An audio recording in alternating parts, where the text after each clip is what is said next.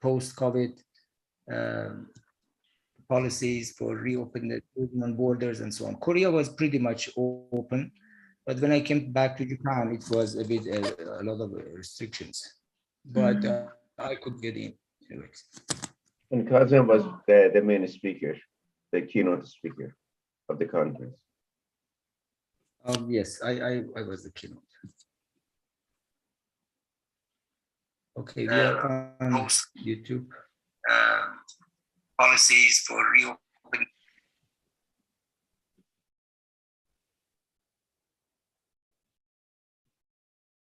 I love the fact that every time someone tries to get in, there's a click, click. It keeps us awake. I'm going to fix it now. No, it's fine. I just find it funny. It's like people, ringing the bell, trying to enter the door. Exactly, they're ringing.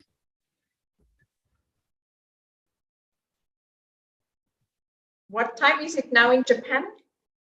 It's 5:02, which means we are 2 minutes right behind the schedule. We are going to start it out right now.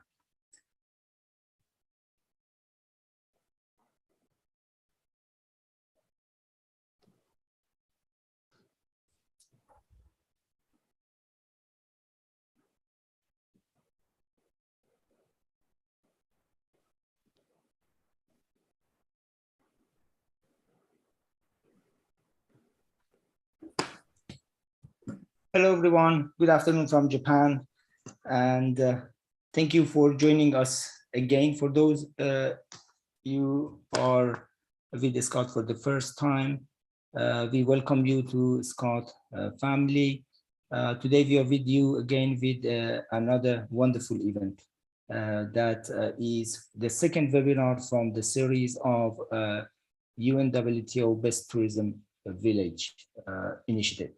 The initiative that is represented by many communities, and we have the administrators from UNWTO to tell us about the initiative today. Our moderator today is Sandra. Sandra is Chief Tourism Market Intelligence and Competitiveness at World Tourism Organization, UNWTO. Prior to taking up this post in June 2018, Sandra was UNWTO Chief of Communications and Publications for 8 years, a period during which she was responsible for organizations' strategic positioning and outreach. Today, Sandra is going to introduce two of the representatives from wonderful communities that are recognized as Best Tourism Village. And we are going to have a conversation at the end of the program and panel discussion. We have some activities for you. All of you have voices in the webinar. Please be tuned through the chat, because SCoT admin are going to send you some materials. You're going to fill out the Google Forms, and we use your voices in the webinar. To begin with, I would like to ask the curator of SCoT, Professor Jafar Jafari, for welcome remarks. Professor Jafari, the floor is yours.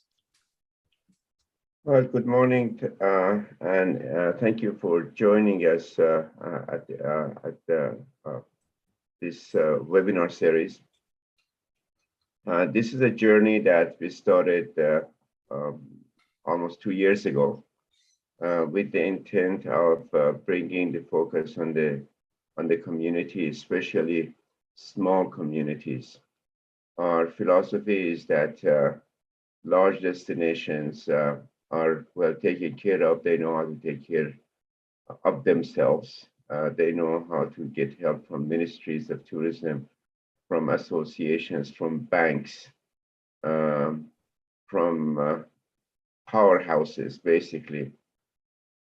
But it is the small communities that are often forgotten, and they were especially forgotten during the COVID-19. They didn't know to whom to turn, what questions to ask, what kind of help they can expect. So that gives impetus to the creating and continuing with the webinar series. Most probably you are not the first timer in our series, and you have been with us in some of the other webinars. Altogether, we have done approximately 60 webinars right now, all of them 90 minutes or more in length, basically discussion oriented, basically hearing the voice of the small community operators and developers and so on and so forth. One of the things we try to do is to have our webinars in simple language, because communities also speak simple languages. And we try to stay away from thick theories, and not that we don't value them. Many of us are professors, but that theories belong to classroom. Here we use them in the background, and we would like to bring to the foreground actions and activities of small communities to know about their opportunities and about the challenges that they are facing. Another thing we decided to do right at the start is not only the simplicity of language, which is important, it's the language itself. Sometimes we cannot go across the borders of language in order to communicate. So far in our series, we have had webinars which have been exclusively in Arabic language, in Chinese, in French, in Farsi, Portuguese, Spanish, and Russian. In other words, we started the conference, the webinar with a few statements like what I'm doing right now, and then we switched to the language. And then later on, since a few webinars ago, we decided that we could have, we can add simultaneous translation, live simultaneous translation to the webinars. And today we have live simultaneous translation in Japanese. I will be with you throughout the webinar. The point is not for me to talk. I'm here to learn. I'm really impressed with the best tourism villages by UNWTO. It's a wonderful concept. It's a wonderful practice. It's a wonderful celebration of challenges met, opportunities blooming. It's a good example of seeing the community engaged to be in charge of tourism, not to work for tourism, but work with tourism. And that is something we want to emphasize. In large destinations, you work for tourism. In the small destinations, you work with tourism and with the community and with the tourist. Sandra, who has many years of experience inside and outside of UNWTO, is our moderator. We have done so far a few UNWTO related webinars in our series, and this is the second, Sandra, I believe the second or the third webinar in relation to the best tourism villages by UNWTO. So Sandra, the microphone is yours, the stage is yours, and please take us forward. Thank you, Professor Jafar, for joining us at 2:30 in the morning in Reeds County, USA. So thank you so much. Thank you from the side of UNWTO for hosting us, as Kazem very nicely said, it to the SCoT family. After so many webinars, I do feel that you've created a family, and it's great to see more than 80 people connected today with us, and I'm sure much more following us on YouTube. What I will do is, the important thing today is really to hear from the two villages that join us.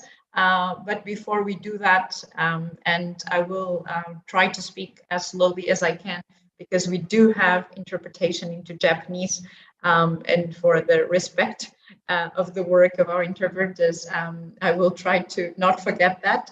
But I'd like to just reinforce what Professor Jafari said. There was already a growing interest and trend to really look at tourism beyond I would say the more known spots, and particularly to really think about how tourism can be a tool for inclusion in terms of territorial dispersal, but in terms of really valuing what we have in the different communities, and how it can be a complement to the development of other sectors. This was the origin, I would say, of the Best Tourism Villages initiative. Back in 2020, just before the COVID crisis hit us, our Secretary General declared 2020 as the year of tourism and rural development. And obviously in March, we were hit by a crisis that has made us rethink much of what we think tourism should be. It accelerated some of the challenges that we were already facing, and we still, despite the crisis, continue to develop this project. It is part of a bigger new initiative. For the first time, UNWTO will have a dedicated program for tourism and rural development with a team behind it, and more initiatives will come this year. And we hope to be able to engage you all in those. The Best Tourism Villages was born last year. I'm going to try and share my screen very briefly just to take us through what it means and give a little bit of a framework of what we're going to hear afterwards from our guests. So the initiative was born out of our conviction that tourism actually can be a driver of rural development and well-being. And I always like to reinforce the well-being word, because it needs to translate into the well-being of communities, either economically, socially, or even on a personal level. I think this is one of the key elements of the vision that we have. We want to advance the role that tourism can actually have in safeguarding rural areas, but also in valuing some of the traditions, some of the knowledge, the biological and cultural diversity that exists, and often because the population is a challenge, because there's no demand, and those knowledge systems get lost. But we also want to make sure that we look into sustainability into the 3 pillars, and this is something that in our evaluation of the Best Tourism Villages is very clear. You'll see a little bit further. But also that we innovate, because it is true that today innovation and also digitalization are very important to make sure that these objectives can be achieved. So we work on a series of objectives, and we really want to make sure that we don't lose those as we advance our activities. We want to make tourism reduce regional inequalities. We know that in terms of development, rural areas are much behind urban developed areas. We want to make sure that women can be empowered in rural areas, because them staying in rural areas is critical for development.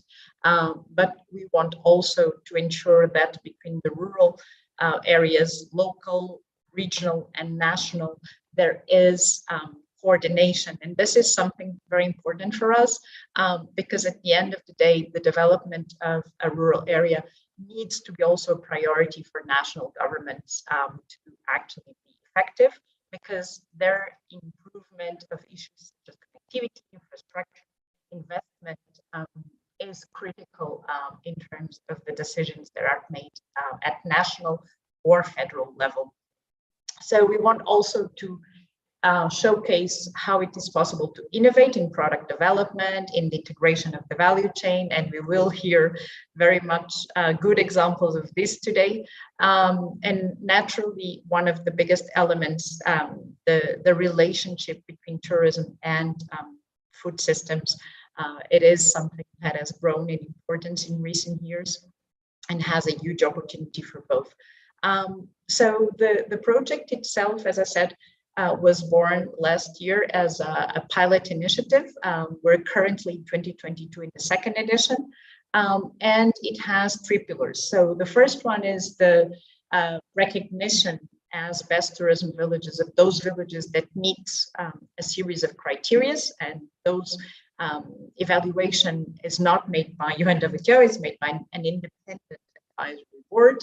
Then we have a number of villages who are very close to reaching that level, but we would like to work with them to improve some of the areas where they have had a lower score. So we include a series of villages in what we call the upgrade program, which allows us to work directly currently with around 20 villages around the world to identify those areas where we can help them through mentoring, through online training, to improve what was, I would say, the areas that were scoring less compared to the other ones. And then we have the Best Tourism Villages Network, which is a family as well of the 64 villages that are currently within the program. And the network is really a place for sharing experiences, but also for learning. So every month there is a sharing experience session, and every other month we're doing training on the different areas that the villages have identified as important for them.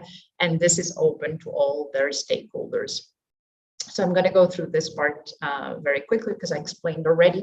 The requisites for application, and this is something that many people have asked us. The applications are always made through a UNWTO member state, so through the Ministry of Tourism of the country.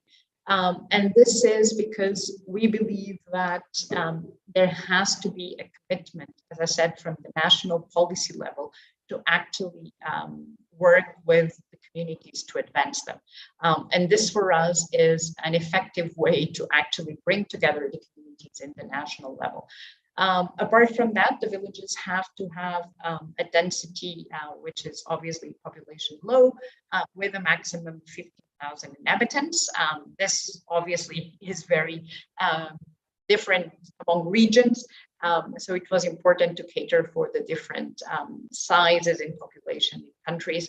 Obviously, a village in China cannot be compared with a village in Italy or in Andorra, for example. It has to be located in a landscape with an important presence of the traditional activities, agriculture, forestry, livestock, or fishing. And obviously there has to be a sense of community. So each of the UNWTO member states, so the ministries of tourism, can submit 3 applications maximum, which also allows for them to actually get to know much more villages in their countries and what they're doing. What happens afterwards, as I said, there is an advisory board, which is an independent structure made of experts from different regions and different areas. And the villages are evaluated on their activities to promote a series of areas. You can see them on the screen. We score, and this is very important, not only the existence of cultural and natural resources, but most importantly, what is being done to actually advance sustainability. So in economic terms, in social terms, in environmental terms, how tourism is integrated with the rest of the value chain in the village. What is the governance? Is there a structure that is dedicated to managing and planning tourism? And then infrastructure, connectivity, health, safety, and security, which were issues that were very important during the pandemic. So I won't go into detail into the areas of evaluation. For those who are interested, all the information is in the UNWTO website. You can just Google Best Tourism Villages and also in the Best Tourism Villages website, because I think the most important is really that we then hear from our guests. But just in terms of the process, as I said, there is an evaluation which is independent, and then at the end of the year, UNWTO announces the selected villages for each year. The first group was announced in December, and we're currently actually today closing the 2022 selection process. Applications are to be submitted by member states by the end of today. So what is a best tourism village for us? And this is something that I always like to reinforce, just to go out of the concept that we are here valuing the existence of natural and cultural resources, but really what we value is that a village is committed to make tourism a tool for positive transformation, that it can show by specific activities, and it can prove to us and to the advisory board what are those activities. It has to work to protect its culture and its nature, to value its gastronomy and its people, to work towards innovation and entrepreneurship, empower the community, and most important than anything, work to the well-being of its residents and visitors. And we value this through a process that asks each of the village to really tell us in each of the areas what are they doing specifically, and to give us proof of what is being done. So as you can see, it's a very detailed process and very, I would say, holistic, because those who score highest need to score high in all the areas. So it's really an approach that we envisage to be 360 in terms of sustainability and tourism in rural areas. So I will stop sharing my screen here, and I will try to share the video, which is always a little bit of a challenge in terms of sound. I will try to see if I can do this properly, because I know There are shares check boxes on the bottom, Sandra, if you can make sure. Yeah. That Perfect. I'm really sorry about that. It's always the technicalities of the sharing after 2 years are still a challenge for us. Okay, so now I have the video, and I know there is, stop it here, and okay, let me go back and then share screen, and there's something that shares. Okay, you should be able now to hear it.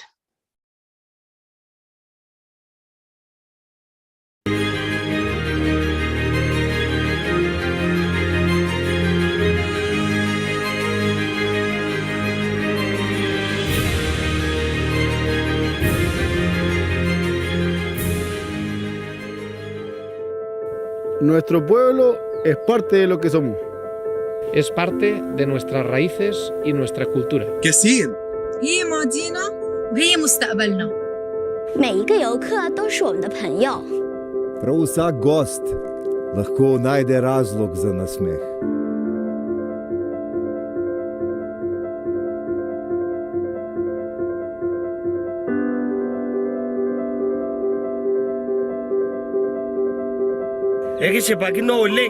Gammachuu guddaatu nutti dhaga'ama. Y para ofrecer nuestra mejor gastronomía. Para mostrarles los alrededores. E ver os sorrisos nos rostos deles.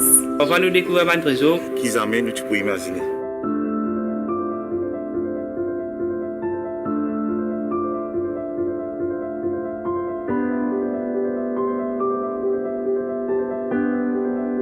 Naš kraj je naš dom. كل واحد كيحترمها. Y a todos quienes quieran compartir as nossas tradições. 여러분 모두를 환영합니다.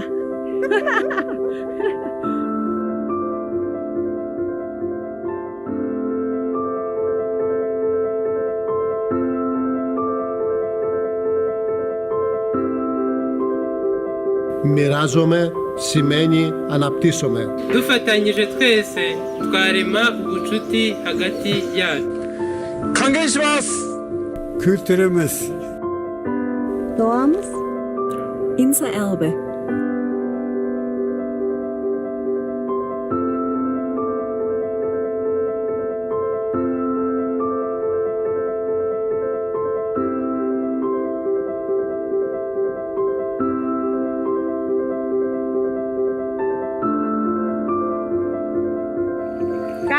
paningalan netro, gesang, sarwo, endah.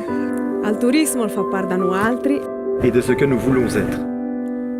Allin hamukuitan kuikichis. Kalos horizonte. Bienvenidos. Welcome. Welcome. 欢迎来到 Nei migliori villaggi turistici. Bienvenido a los mejores pueblos turísticos.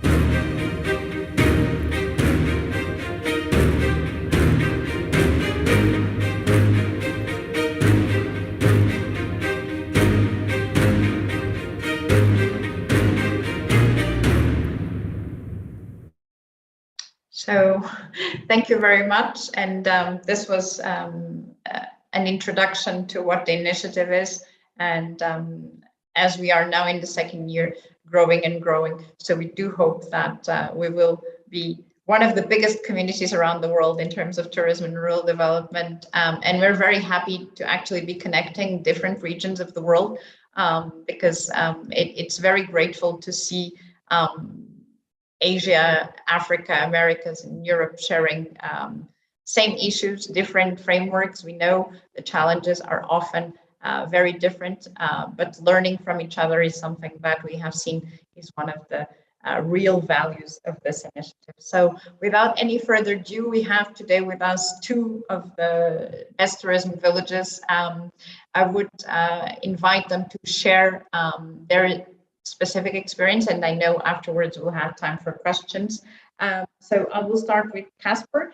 Casper Walt is from Valposchiavo, and I'm sure I said this in a very bad Italian accent. My colleague Federica will tell you, and Casper as well, in Switzerland. And Casper and Davoli has an amazing experience really in bringing agriculture and surprisingly tourism into the equation. And they've been recognized by many of their features, as I said, in the evaluation. But today we will be hearing from Casper, particularly on that issue. So Casper, the floor is yours, and we're very much looking forward to hear from you. Thank you very much. It's called Valposchiavo, but I will say it now some time, so in the end we will know it, everybody. I try to share my screen.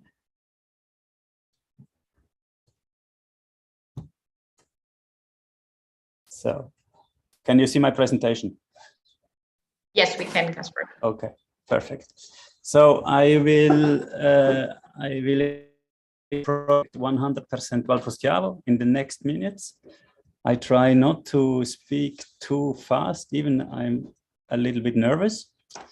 So let's start. Oops.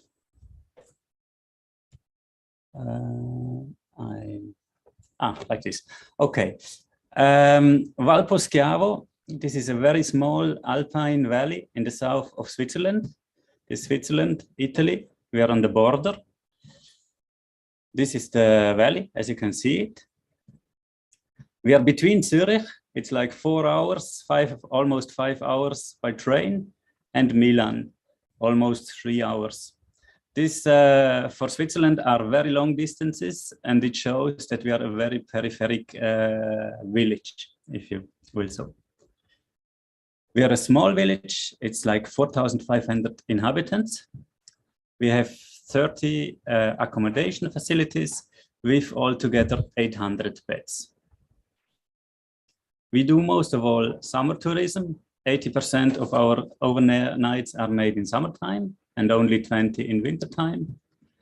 And we have local guests, Swiss guests. It's almost 90% of our guests, they come from Switzerland.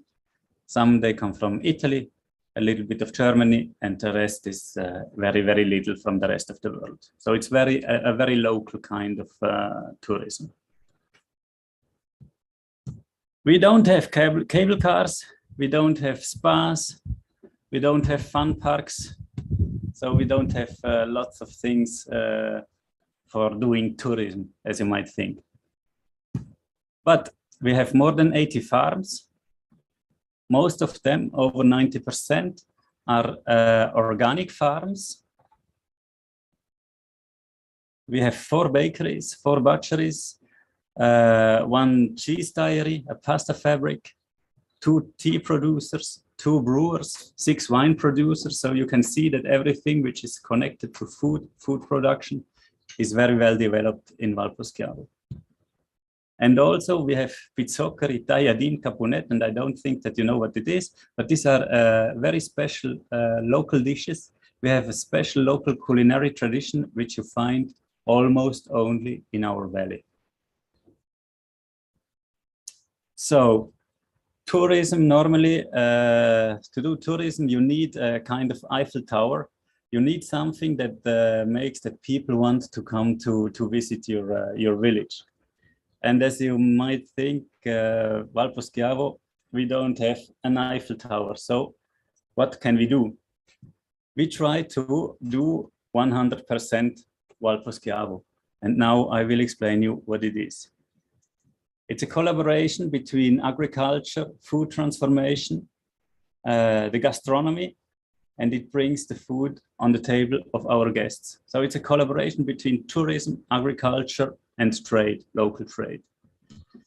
And we try to build or strengthen locally closed value chains from production through transformation to consumption. We do this because of the money. We want to earn money with tourism because we have to sustain our village. So we want to increase the added value which is generated by tourism. And we try to distribute this added value in the different sectors, not only for the gastronomy, but also transformation and most of all agriculture, because this is very important to keep together our local economy. So we try to keep the money which comes in the valley through tourism in the valley, and we try to make it run our local economy. So we have some opportunities which we can build up on. It's the rising demand for local products, at least in Switzerland, and I think in the whole of Europe, this is a rising demand for local products because people want to know where comes the food from which they eat. This is a very important question, and it becomes still more important in the future. At least in Switzerland, there is a willingness to pay a higher price for local products. There are scientific studies which shows that in Switzerland, if people know that, I don't know, a yogurt comes from a certain region, they pay 40% more. They are will pay 40% more than a normal yogurt. So this is a very important fact also for tourism. We try to work with this willingness to pay a higher price for local products. And there is a rising demand for agri-touristic offers, which means people are very interested in agriculture. They want to know where the food comes from. Our goals to the inside, to our community, we want to increase the added value through tourism, as I told you. We want to distribute it equally in the diverse economic sectors of our valley. We want to maintain, and if it's possible, increase workplaces. We want, most of all, maintain know-how and tradition. If you lose the agricultural know-how, it takes years, and sometimes it's impossible to reproduce it. So it's better to maintain it, and we try to do that. And we try to reduce transportation. If we can transform the local food in our valley and sell it in our valley and consume it in our valley, we have less transportation. And we try to promote organic farming and biodiversity. To the outside, we try to have a clear positioning of our destination because, you know, the Alps, you can do nice hikes, you can do biking all over the Alps. It's nice all over. But if you can speak of 100% Valposchiavo, you have to come to our valley to experience it. So we have a very clear positioning of our destination. This works on a very local level. As I told you, we do local tourism. Our guests, they come from Switzerland, they travel like 3-4 hours, not more. So in this market, we have a very clear positioning. We increase our marketing power because we work with the producers everywhere where we do promotion for our valley on a touristic level. We do also the promotion of the local products. And the producers, they do promotion for the valley where they do promotion for their products. And we try to give our guests a 360 experience of the Valposchiavo. This is very important. Therefore, we created two labels. One is the 100% Valposchiavo label. This is a label for products which are, all of its components come from Valposchiavo, which is real 100% Valposchiavo. The other label is called Faitsu in Valposchiavo, which in local dialect means it's produced in Valposchiavo, but not out of local raw material, but at least 75% of the added value is generated in Valposchiavo. With these two labels, we can show the guests what are the products which come from Valposchiavo.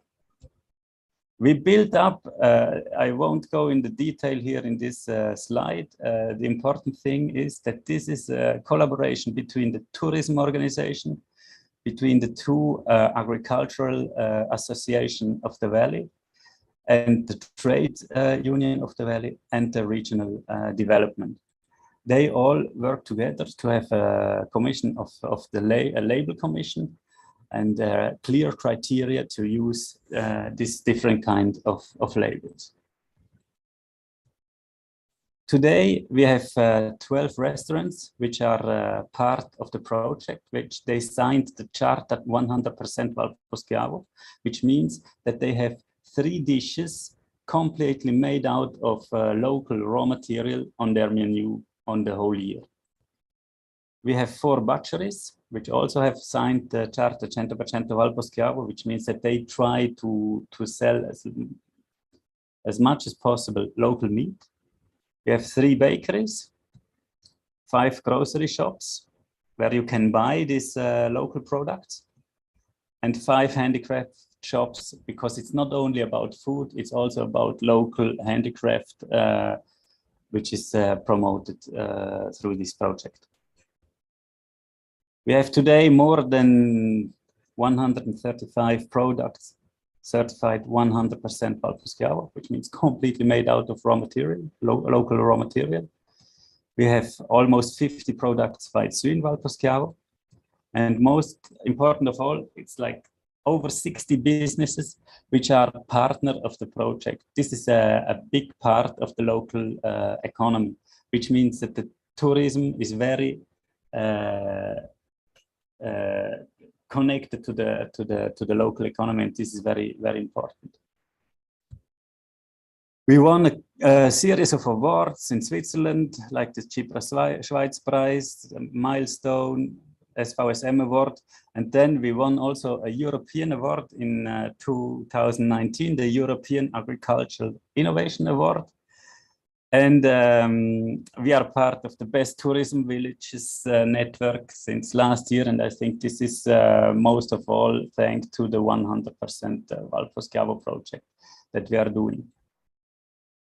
And I will end this short presentation with a little provocation, because we spoke in the introduction also about innovation. And we won some prizes because people think that our project is really innovative. I'm not so sure about it. I think it's not innovative. I will show you a small video. It's in Italian, but it's with English subtitles. So even if audio doesn't function, perhaps it works. I will try.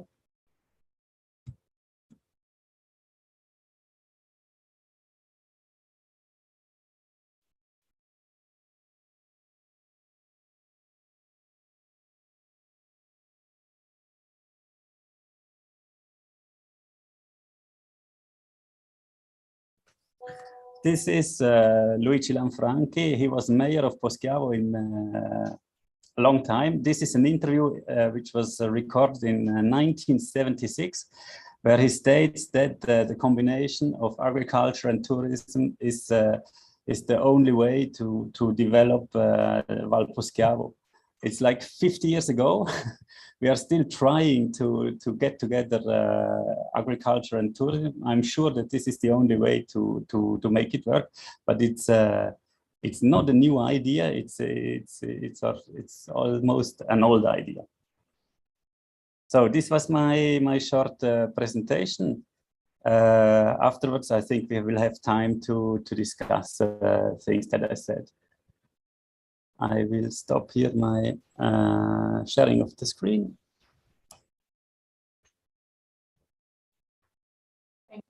Thank you very much, Casper, for taking us through Valposchiavo. And that was a fantastic tour. I think there is 3 things I'd like to highlight because I think they come every time we have these discussions.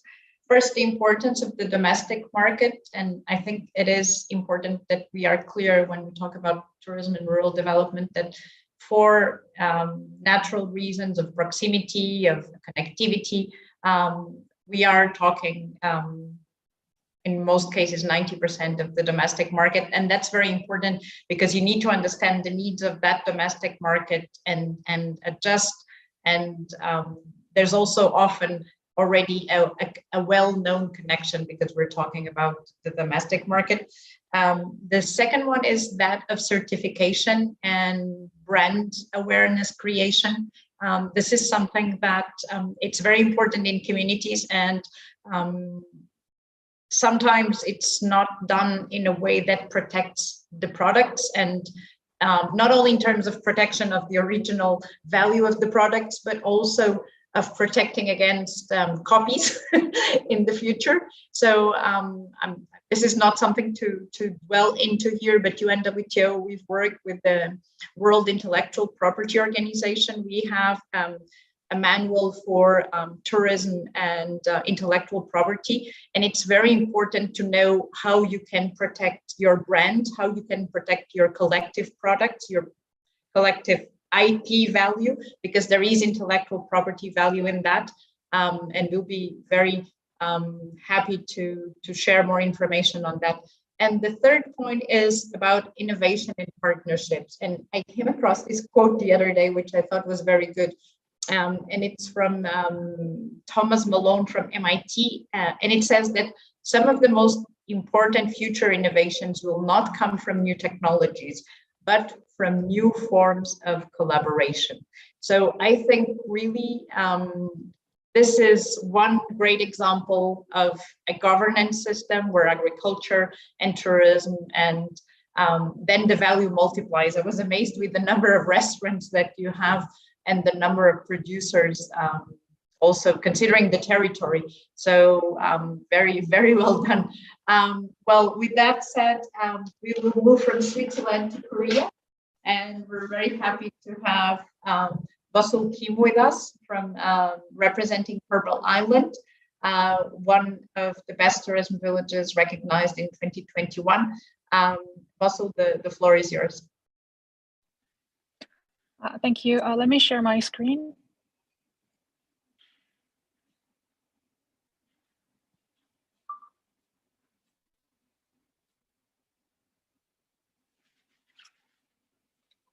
So does everybody see the screen all right? Yes, I don't know if you can make it maybe yes, a presentation a little bit bigger, but we can see it. Is it better? Yeah, perfect. Go ahead. Hello, everyone. My name is Basul. I am an official at Shinan County, South, which the Purple Island belongs to, and I am honored to speak here on behalf of the Purple Island residents. Today, I am going to give you an overview about how the Purple Island is. So here are resources, the natural resources, and the people are the major 3 pillars that we believe sustain the rural tourism of our village. Before we move on, I will first brief the background of the village. The Purple Island is technically a unity of 2 small neighboring islands that are combined into one area when the tide goes up.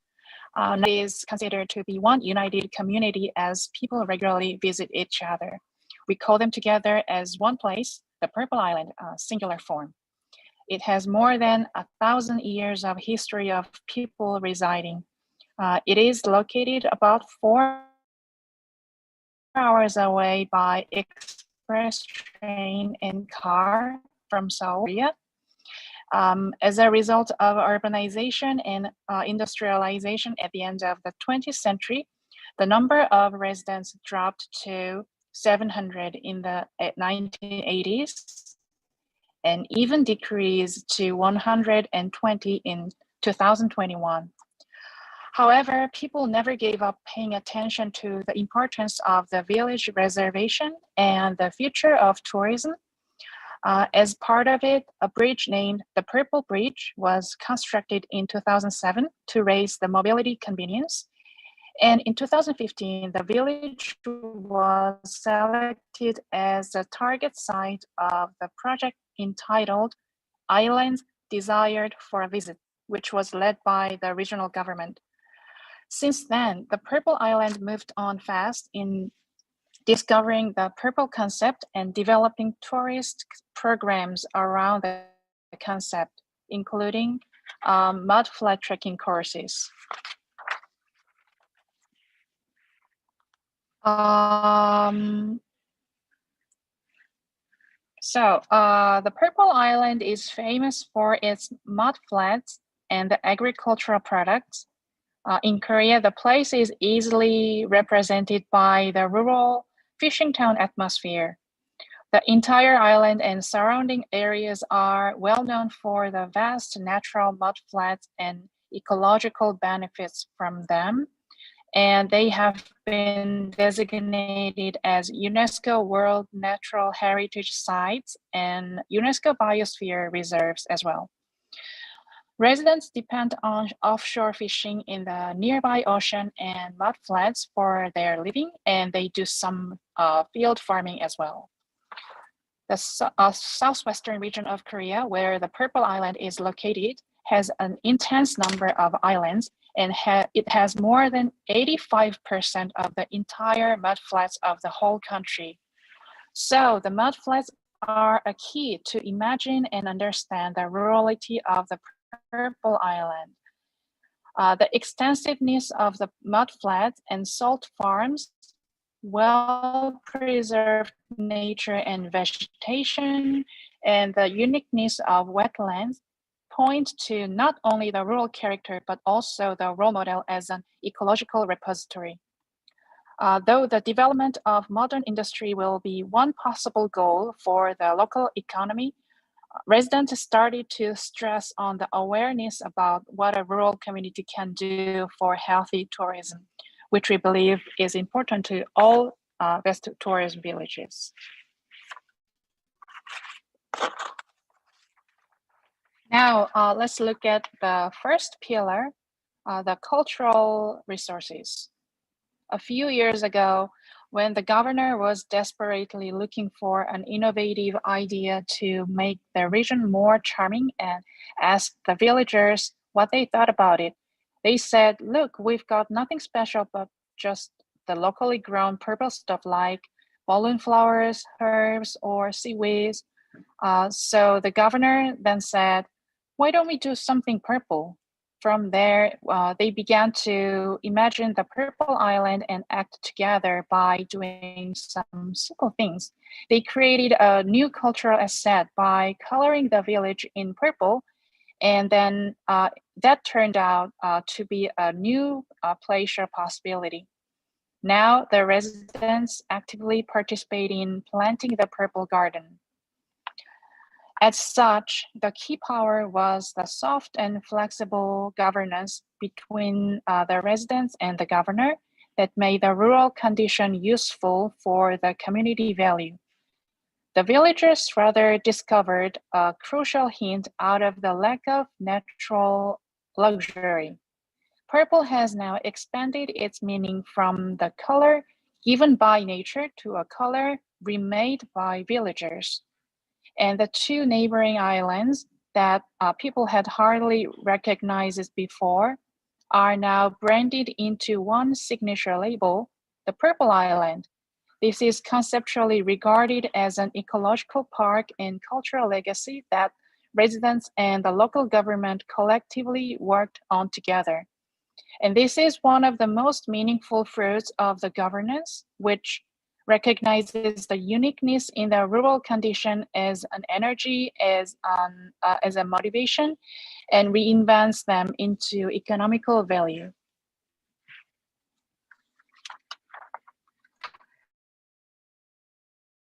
In addition to the voluntary, they gathered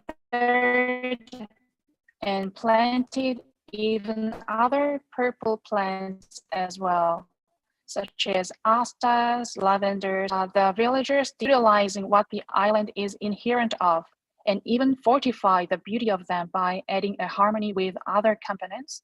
Further, the residents colored village facilities like houses, public areas, road, signing, so that now let's continue to the second pillar, the natural resources. Particularly the mudflats. Mudflats in Korean ketbol are the lungs of marine ecosystems and are home to numerous species, including lots of microorganisms. The Purple Island is made up of and surrounded by mudflats everywhere. The mudflats of the Purple Island have been recognized nationally and internationally and highlighted for its eco-diversity.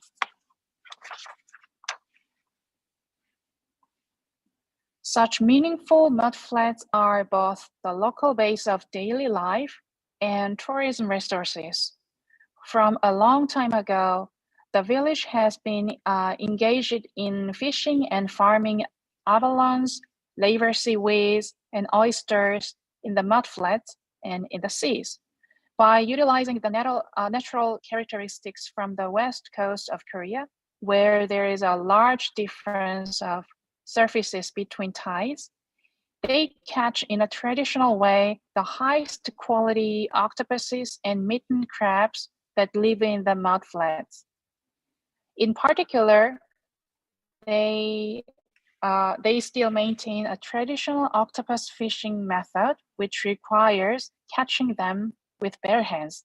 In order to protect the octopuses, the main source of income of the villages, there is a closed fishing season for 1 month per year, and it is kept well.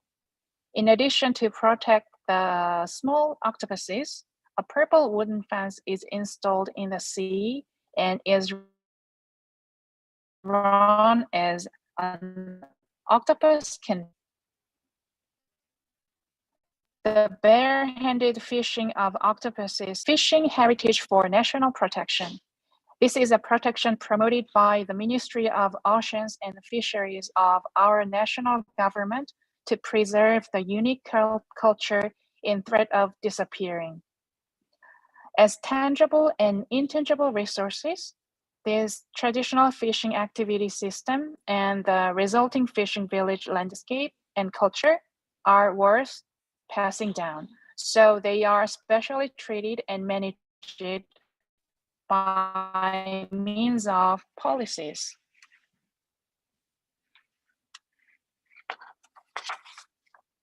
Now, the focus on people is the third pillar. Any type of destination development, including rural development, should not mean simply building brand new structures and renovating physical facilities. Those should be rather envisioned in a bigger plan of rejuvenating the atmosphere. Rural areas have taken the role of providing urban areas life. That is, we give food, send out the young talents. Create rural development should be interpreted not as presence of ultra-modern technologies, but a place revisited by people. To us, rural support can be paid back by the returnees who once departed from the village.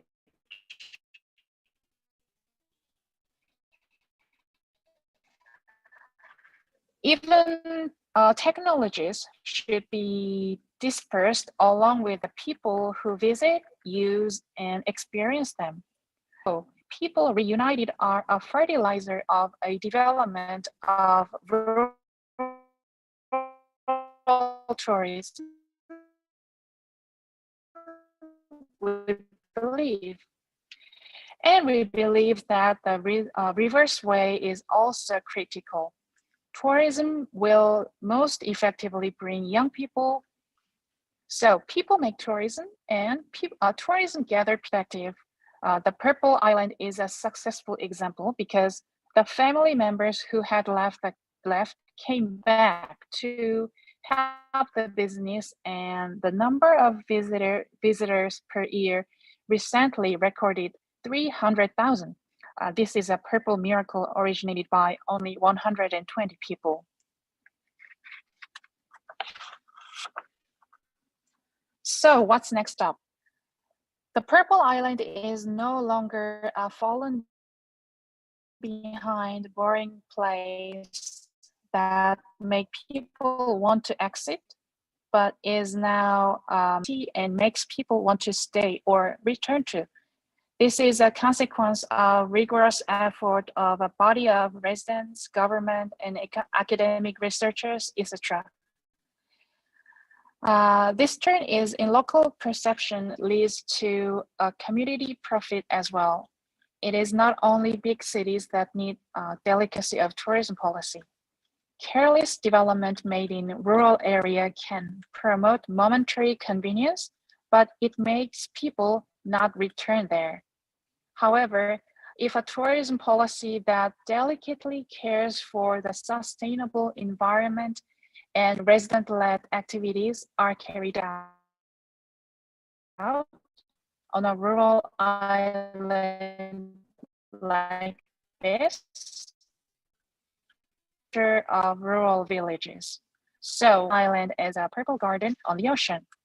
This December, we are planning to celebrate ourselves for the 1-year anniversary of BTV selection. So like I mentioned before in our last session, there will be an international conference on our end, and more information will find you when it's concretized. Thank you for listening. My presentation is ending here. Thank you very much, Vasu, for sharing the story of Purple Island. And I don't know the rest of the participants, but I felt I was being taken on a tour on how it was born and how the idea comes. So very nicely done in engaging us in being there. I actually felt purple all around. So also very much looking forward for the celebration of the 1 year and the sharing of experiences.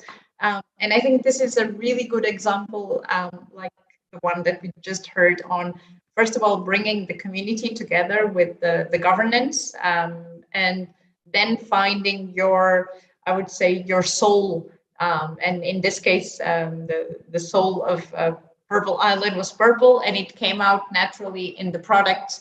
And it's just, I would say, a way to position the destination, because the important thing is that allows you to value what already exists, which is what Bossel was saying, the traditional fishing, the biosphere reserve. So it always needs to be I would say, the tool for preservation and promotion, and not the target itself. And when we talk about innovation and technology, sometimes we forget about that, because we focus on we need to innovate, and it's really innovating with a purpose. And I think this is an excellent example of that. And a very simple innovation as well, because we tend to think innovation is also very costly and very expensive.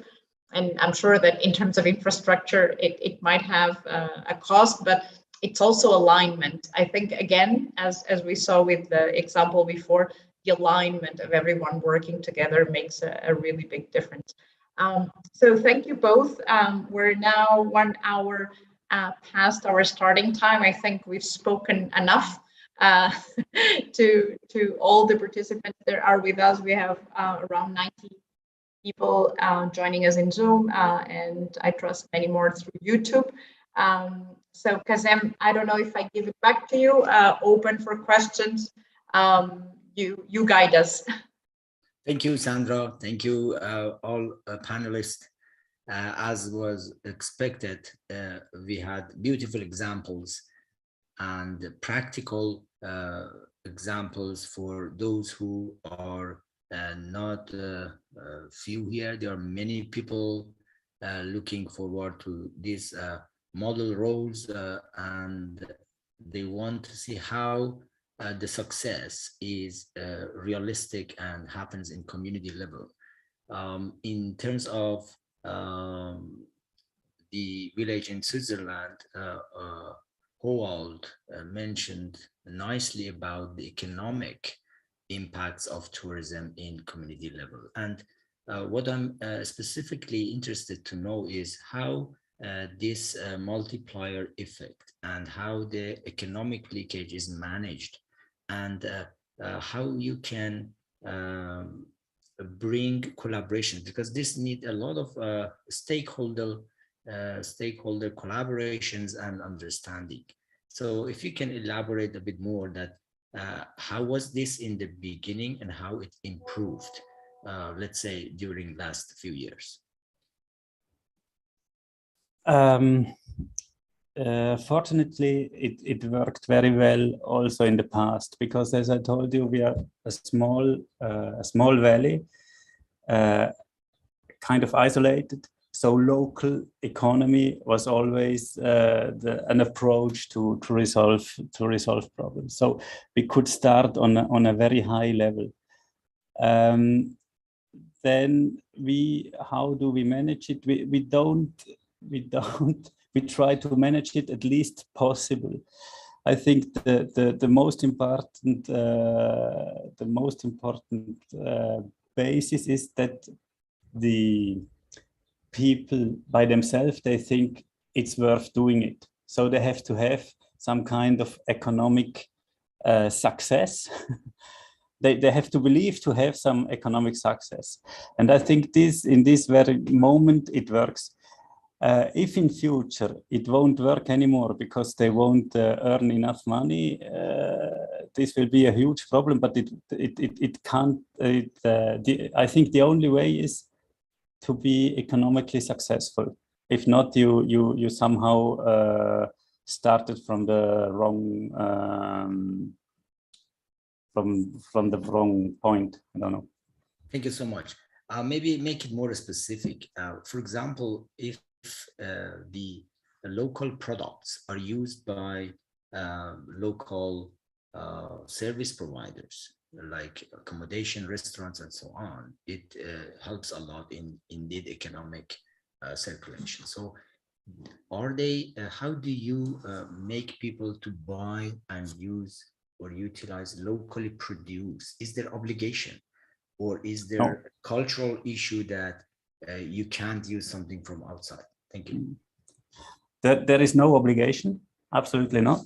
There is some kind of social control, that's clear, because it's a very small community, so people know who buys what, where, and there is some kind of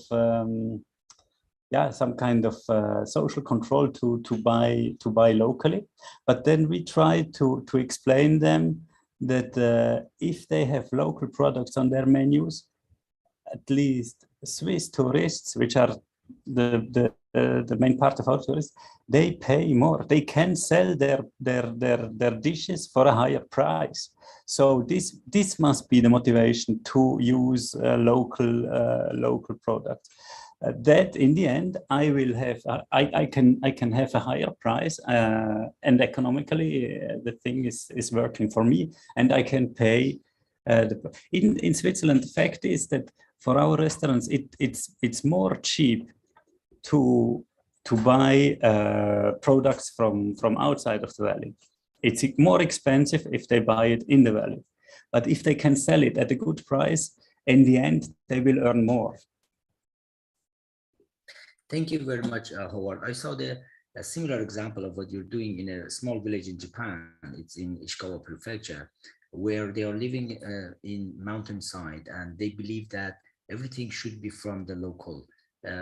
They are not very far from the beach, but they do not use even fish from the sea. And they grow their own mudfish from their rice fields, and they don't use salt from the sea again, and they use salt that is from the mountain. So when you go to the village, you eat, you drink, you stay, you all is, and their name is something similar to our Purple Island. They call it Shunran. Shunran means orchid. So their village of orchid, everything is, they put the bits of orchid in their Japanese rice wine, and you drink orchid, they make it fried and they eat it. So you drink, you eat, you sleep with orchid, and so on. So your example, it's really in a nice combination with the example from Korea of Purple Island. So if I know other people have many questions, so I don't want to take a long time. If I ask a question from the Purple Island, I would ask a very simple question: why purple? Well, because the island already had the purple natural plants. So that's the first vision that you get once you enter the island. So it was very simple idea, and these people were not very goal oriented for the economic value. But as the number of the visitors are growing, they have to they have to give more structure to their business system and build more facilities to welcome the visitors. So the awareness about the economic value is growing, but in the first place, they were not very goal oriented. And if I can add something to your question to Caspar, through the example of Purple Island, there is no obligation for the visitors or residents to use only the local products, but things tend to be more expensive because the islands are remote from the industrialized areas. So there is more cost for the logistics. So things tend to be more costly, but they are trying to induce people use the local products more, even though there is no obligation. So they issue the local currency. For example, there's entrance fee when you enter the Purple Island. And let's say you pay $5 and the ticket office pays you back $4 in local currency. So in the end, you pay only $1, but you have $4 local currency. So you can spend that amount of money only on the island. So that way, they try to make people spend some money while they are visiting the area. So it's our example. I hope this answers. Thank you very much, Ms. Kim. So I think you, with monocolor, have a message that you harmonize yourself with nature. So living in harmony with nature, because your nature was purple, you made everything purple, not you make the nature purple. So that will be my takeout lesson, one of them for today. So I would like to ask our participant kindly, we have a link in the chat. So we want to include your voice in the webinar, and it will be presented at the end. So please log into the Google form, and it takes maybe 30 seconds or less than a minute. So please do it as quick as you can. May I add a yes, question myself? Thank you very much for two excellent presentations. Both of you emphasized local products. And of course, local products are favored by the tourists. How about local people? Do they also prefer local products? Do they have a taste for something outside of the village? Well, for example, the residents in Purple Island, they are proud of their local products and they like them. So, for example, the octopuses grown in the Purple Island they say it has better quality than those same octopuses grown in the nearby areas. So my observation is that they truly enjoy their local products. What in Switzerland? I think the same is also true for Valposchiavo, and I think it's very important this being proud of your own stuff. This is also the basis for doing tourism, in my opinion. It's clear. I saw also in the chat there was a question: how is it in general rural people? However, it may be difficult for villagers to afford the higher prices, especially at first. In general, rural people tend to have lower incomes than city residents. Did Valposchiavo have a high income level at the first stage? No, but and we have to work on it. I think local people from Valposchiavo, they could consume even more local products, also, even if they cost perhaps a little bit more, but on the long run, it's better for people to use the local product, because like this, they keep running the local economy. If the local economy stops, the life quality in Valposchiavo will go down, and we will lose everything. So on the long run, it's better for local people to consume local products. And if I may follow up, I suppose the local ordinance, for example, in the case of Purple Island, does everybody have to use purple? Is that a requirement? Can I paint the door of my house differently? And the same thing, ordinance in your village in Switzerland. What kind of obligations do the local people have to keep the ordinance so that the sameness is present everywhere throughout the village? So let's begin with the Purple Island.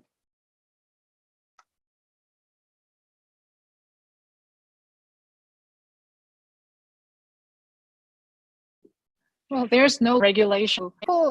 It's amazing. People just voluntarily make the same voice in one color. And well, to be honest, I'm not sure how long that can last. Maybe at some point, some people can get tired of the color. Maybe there will be people trying other colors for the home decoration or the gardening. But so far, people voluntarily work together for the village image. I think it's because they just enjoy the progress and the outcome. So they've earned this glory of being a VTV. So they truly enjoy this process. So currently, it's all voluntary atmosphere and efforts. Yeah, the same is true for Valposchiavo, and I think this is the only way to do it. People have to be motivated. They have to want to do, to move in one direction. And I think it's also true for us that sometimes, because we do now 100% Valposchiavo since 6-7 years. And sometimes people tell me, we should have a new idea, we should do something new. And I say, no, you have to keep going on in this direction, because this is a thing that you can develop in 20 years, 30 years. And we are at the beginning of a long road. But the most important thing is that people want to go in this direction. The day they don't want to go in this direction anymore, 100% Valposchiavo won't exist anymore. But you can't force it. They have to want to do it.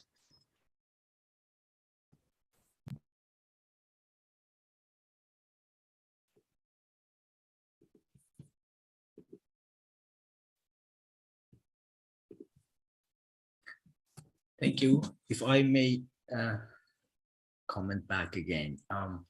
Again, another example from Japan. We have an initiative here that local people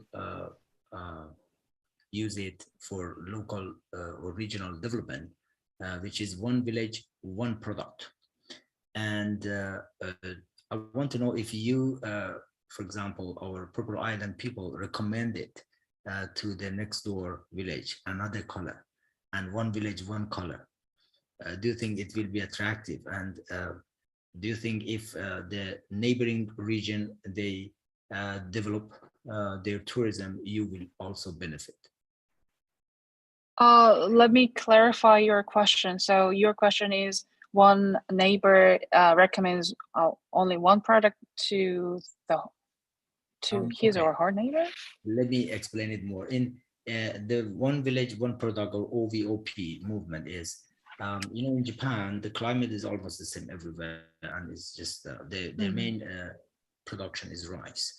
But just to make it more attractive and to create more reason to travel around, one village is famous for orange, but the next village is famous for apples. So if they are famous for apple, the neighbor don't produce apple. They emphasize on their own orange. So do you recommend the next village, not your island? I see. Orange island. Yeah. I think that's what is already prevailing in Korea as well, because that sounds very common in Korea. So it's not what we would recommend, or it's not what we think the only solution, but it's getting the position of the mainstream tourism in our country. So people are used to it, and like Japan, Korea has the everywhere in the country has the almost same climate, but still we leave the other region to stick with their own product, and we stick our own product. I think that's is very popular. Thank you very much. So I think that Korea will be a rainbow of islands. And my next question is, does this color bring more collaborations, unity among local people? Does it increase social capital? Do they feel that, we are all purple, so we have to help each other to deal with our questions and problems with tourism development, and to be in harmony with each other? Because usually we talk about living in harmony with nature, but I think humans also need to live in harmony with each other. So how this purple color help to live in harmony with each other? Yeah, that's an amazing question. Like I said in my presentation, Purple Island is physically two islands, two small neighboring islands, but through this color branding conception, they became one. Well, nowadays is connected by bridge. So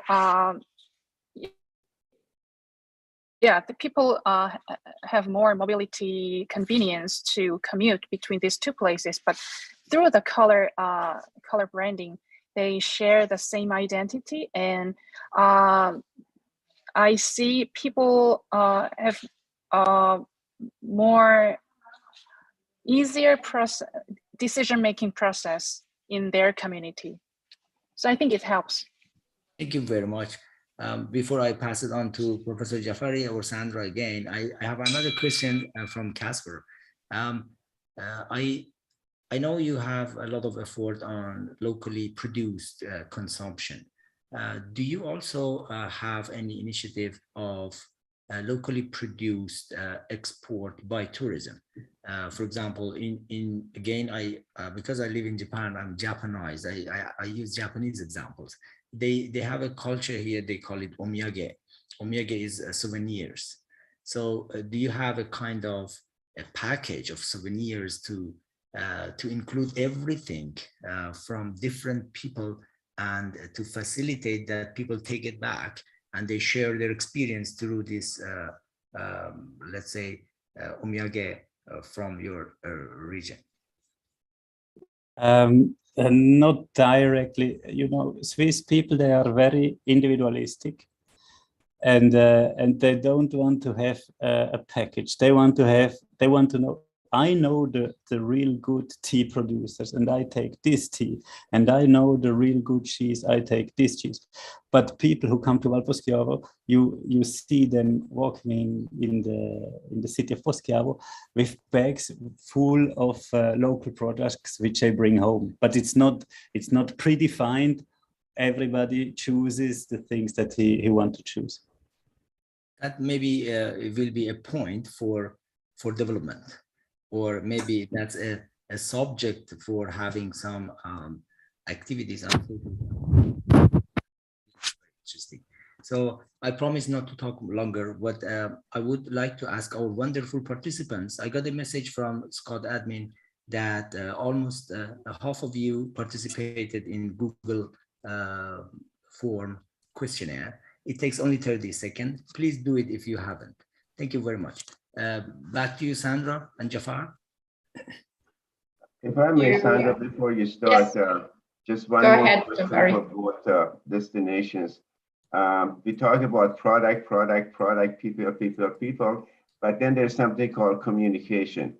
How is the communication in the two places? I think it's in the case of Switzerland, everybody speaks German, Italian, French, English. I wonder, how about the Korean situation? Do you have non-Koreans visiting you? And if so, what's the language issue? Yes, there is a language issue. And I am one of the proof that, that show the language problem.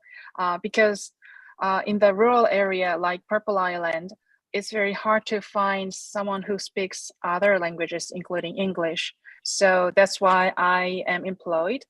And there, I hope there will be more local people who speaks other languages, so they help each other to serve the tourists. But so far, there is almost nobody who speaks English. And one of the major reasons is that most of the majority of the local people is older than 60s. Young people are leaving the town, even though they are slowly coming back to the island that I explained in the presentation. But still there are a lot more people who are aged than young people who just graduated school with the English education. Thank you. Thank you, Jafar. I think that's a very critical question, and it brings not only the issue of skills, but also the issue of bringing and attracting new people, particularly younger people, to these destinations. And I think this is also something that sometimes has to do with perception, and often there is the perception that life is different in these places. You don't have access to a certain number of things. And also we know that not having services limits a lot of people, especially young people, if you don't have a place to raise your children and take them to school. And this is why it's important that when we talk about tourism and rural development, we really emphasize not just the rural tourism component, but how tourism should be able also to, the same time we bring more opportunities for economic development, those services can be placed closer to the families, because when we talk about raising a family in a remote place, obviously it's not very feasible if you don't have the services that you need around. So this is why from our side as well at UNWTO, we always talk about the importance of cross-government approaches and working with different governmental organizations, because otherwise we won't solve some of the issues that we need to solve. But because we are running on our time, and there's so many questions in the chat that I feel really bad if we don't take them, because we have so many people with us interested. So I'm going to try and scan them very briefly and ask our participants to maybe comment on them. First of all, we have, I think, a question from Dylan from New Zealand, if I'm not wrong. And he asks if the growth in tourism has led to a growth in population and an increase in local income per capita. And if you have seen that the development of tourism has also led to more investment in the region and in the village. So Casper, maybe if you want to share your experience of the last 7 years with the project. There is definitely a growth in tourism. There is also connected, I think, with this growth, growth in investments. Many houses have been remade in this this period. There is no growth in population. There won't be. I think this is very difficult. This is the biggest challenge. I think tourism has a very important role here to guarantee this well-being, life quality. Because in Switzerland, at least, it's like this, that working in tourism is not very attractive. So you won't attract people with a tourism industry to live in a place. But tourism can help to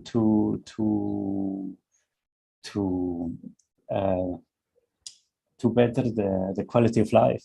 Yeah, we have more cultural events. We have life has become more interesting in Valposchiavo in the last 6-7 years. This is the most important thing, I think.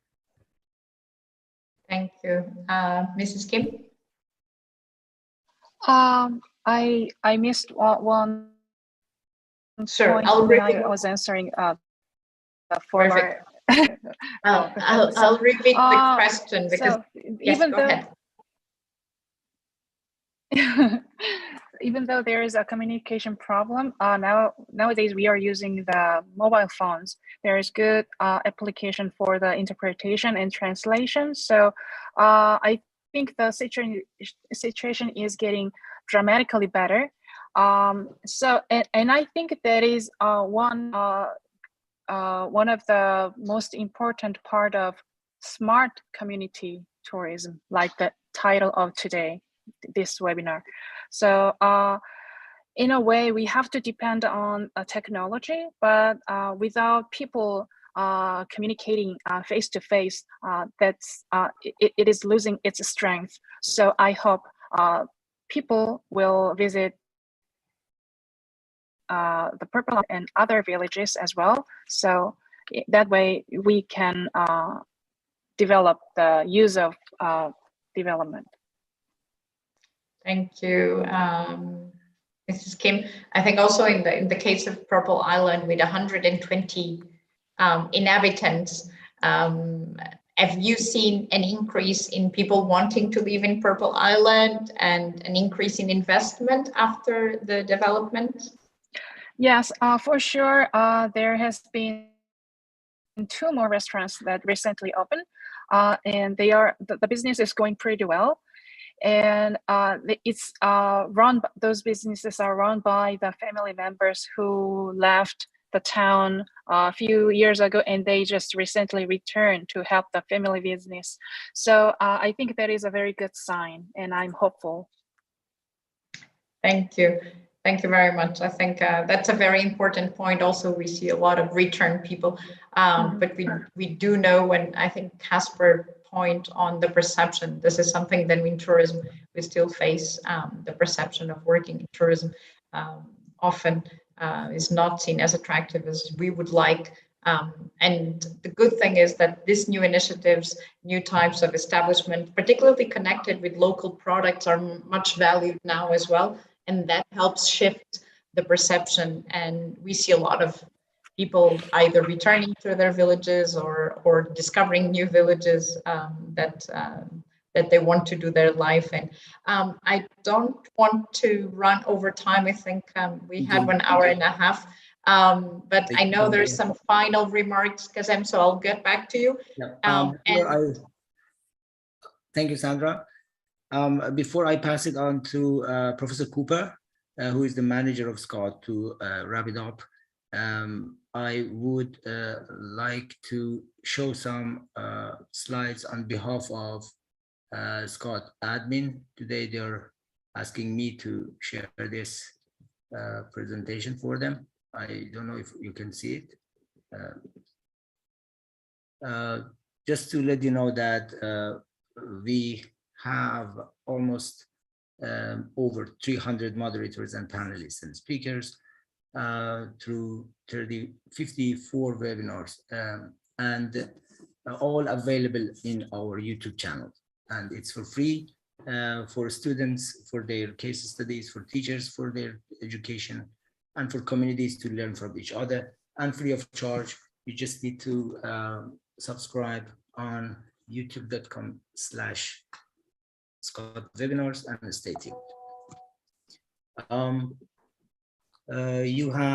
We have also many choices, and we have the Zoom channel at the same time available for this. Today's webinar had a special session for the audience.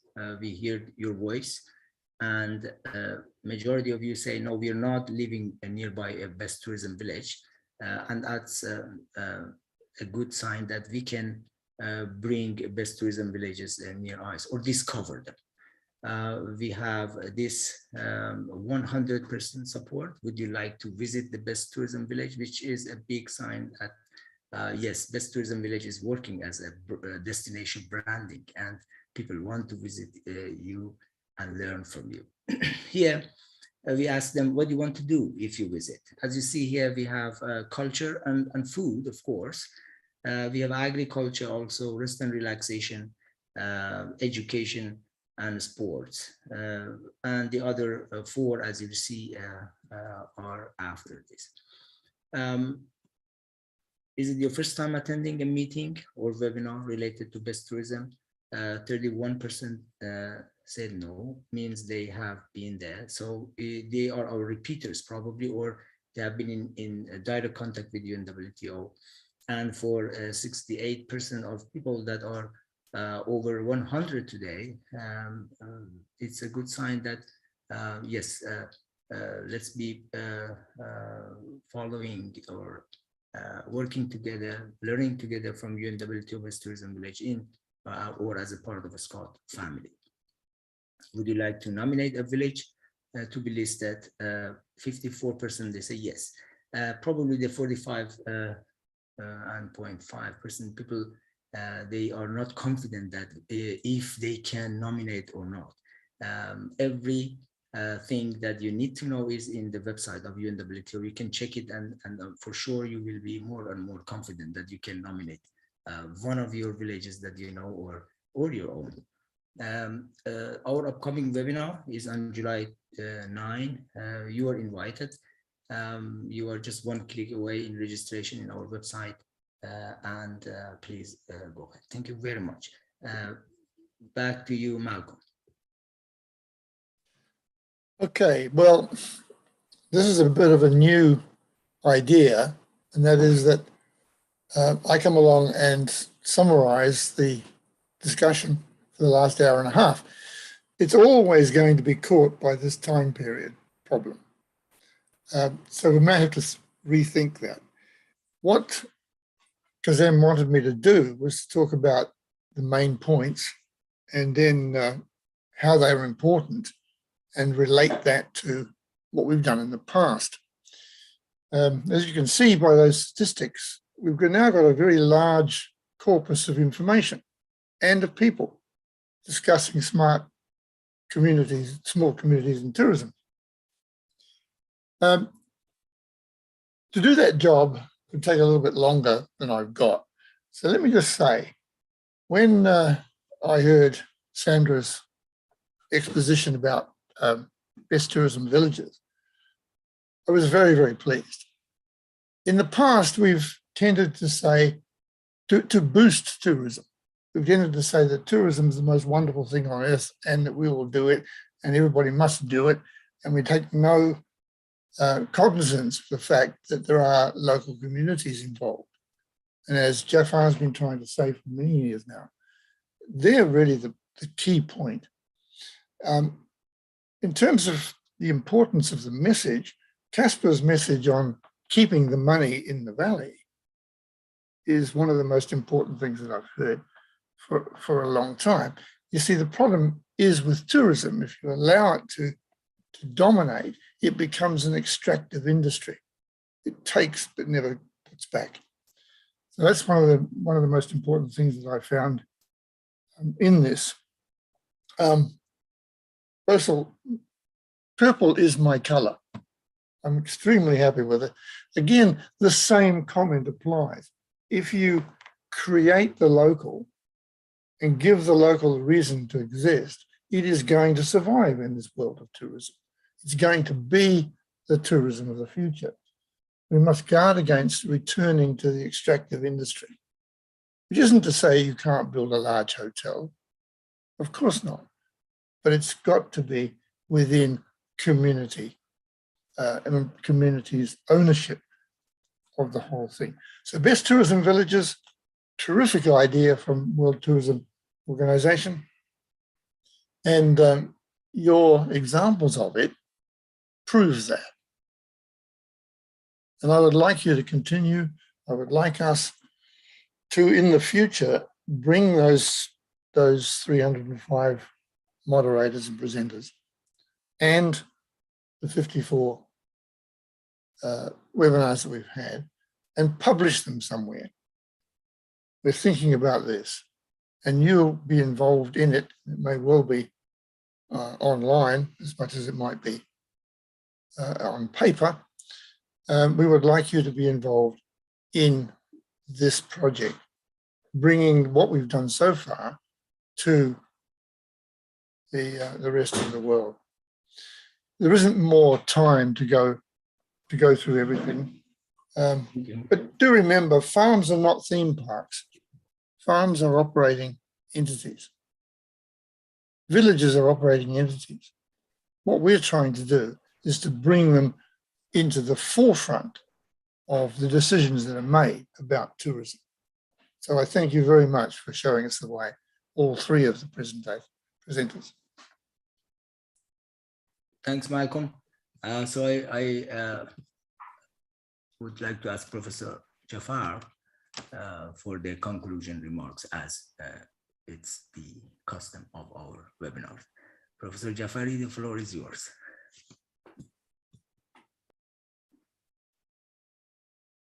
Thank you. I don't know if I can really add anything more to what has been said. This has been a very well integrated presentation. The two presentations actually were in total harmony with each other. And now I was sitting here and making some keywords out of the presentations, and it seems letter P stands out. It was all about people, local people participation. It was about local product. It was the concept of partnership and participation, policy, local policy. It was emphasized, which is very good. all of that really speaks to the heart of the tourism village or farm tourism or agritourism, because what they have in common, or they should have in common, is they're all authentic, they're really local, and this is what the tourists like. Something unique about the destination, about the products of the destination, that it stands out. It's a as it was said by, I think, Qasim, the next island may not be offering, or the same destination may not, next destination may not be offering the same thing. So I was wondering, just to make this interesting, Bosso, do you also have a purple drink in Purple Island? Yes, we do. Wow. So Purple tea. All right. Well, thank you very much for all the piece that you discussed with us, and you brought out the heart of people and the heart of the culture, and you dished it out in the name of hospitality to your customers. In the case of Korea, I suppose most majority of your customers are Koreans. In the case of Switzerland, would be a mixture, as Casper said at the beginning. So thank you very much for your contributions. It's a teamwork, and as you see, as a team, we delivered. And the main architect is Sandra, who brought all of these energies and efforts together. We will SCoT will continue working with WTO, not only with West Tourism Villages, but also we had done TEDQual and Quest. So it's wonderful that SCoT is spreading its wings and working with others. So collaboration is also in the spirit of a SCoT webinar series. Thank you. Back to you, Sandra, for closing. Thank you very much, Kazem, Jafari, for giving us the opportunity to share this initiative in the platform. Also, Professor Cooper, for stepping in summarizing. And I think it was, I will take this like farms are not theme parks. So I think if I have to summarize the summary, I would use that sentence. And I think this is really what we're here for, to keep the sense of place and to add another economic activity, which is tourism, which has, we know, economic impacts, but also social and cultural, and we need to be very aware of that.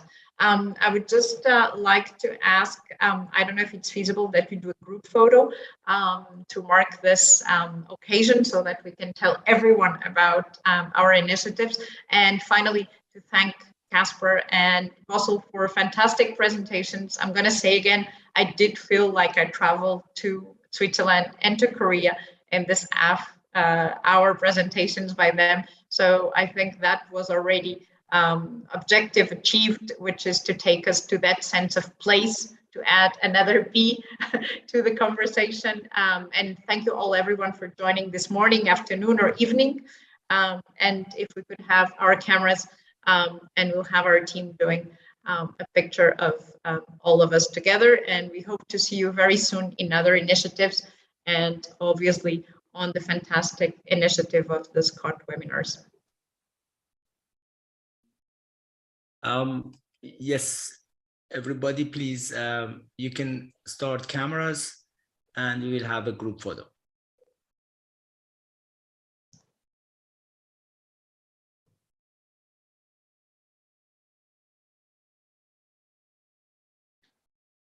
Thank you, Matteo. Matteo is telling us he will do the photo. We have many distinguished scholars among us, and I saw Professor Noel Scott also is here. Thank you, Noel, for participation.